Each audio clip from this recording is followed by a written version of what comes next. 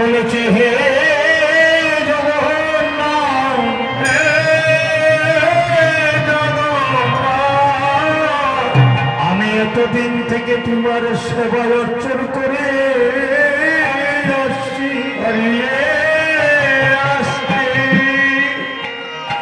তুমি কোথায় গিয়েছিলে কিছুই বুঝতে পারিনি, কিন্তু এই খিচুড়ির চিহ্ন কিসের আমি জানি। তুমি কোন ভক্তের ঘরে গিয়েছিলে। হে জগন্নাথ, আমি শুধু পতিত রইল। হে জগন্নাথ, আমি শুধু পতিত রইল।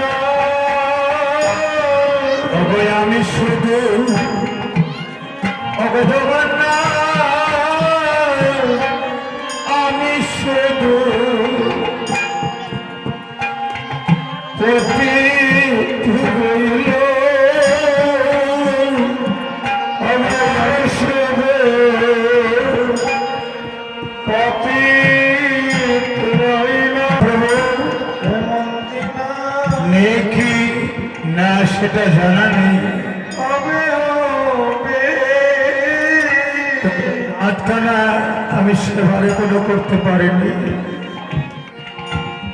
তাই জগন্নাথ মন্দিরের ভক্ত বলছি, সেবাই বলছে, প্রভু এতদিন তোমার ভোগ নিবেদন করেছি, আমি বুঝতে পেরেছি তুমি আমার থেকে আরো কাউকে বেশি ভালোবাসো। এমন দিন আমার কবি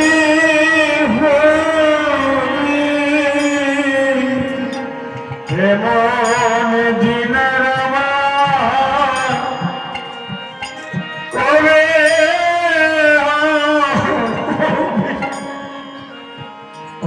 এমন দিন এই যে আজকে এসেছেন যারা, সেটাই মনে করুন, ভাবুন আগামী বছর তো দেখব, আগামীকালকেও যদি এটা কীর্তন হয়, আমরা ওই কীর্তন মন্ডলী থেকে আমরা সবাই যেতে পারবো। আজকে যে ছেলেগুলো মিলে যে এই কীর্তনের আয়োজন করেছে,